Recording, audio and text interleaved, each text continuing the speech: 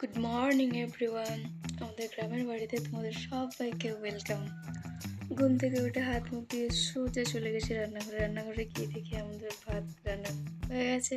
আমাকে শুধু ডাল আর ওই একটু বড়বড়ি ভাজতে হবে। এই বড়বড়িগুলো ভাজার জন্য আগে কেটে দিয়ে আমি রেডি করে নিলাম এগুলোকে। তারপর আমার ডালটাও কমপ্লিট হয়ে গেল। ডালটা হওয়ার পরে আমি আমার বড়বড়িটা ভেজে নিলাম। এটা দিয়ে রেডি করে ভাজা হয়ে গেলে আমি একটু ফোন দেখতে বসছিলাম। ফোন দেখতে দেখতে খিদে পেয়ে গেছে। খিদে পেয়ে খেয়ে নিলাম।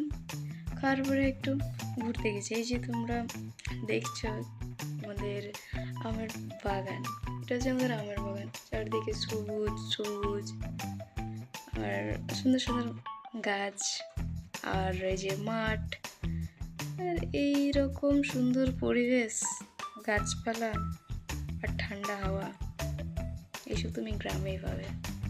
খুব সুন্দর লাগে। তারপর বাড়ি এসে আবার দুপুরে খাবার খেয়ে নিলাম। Thank you so much.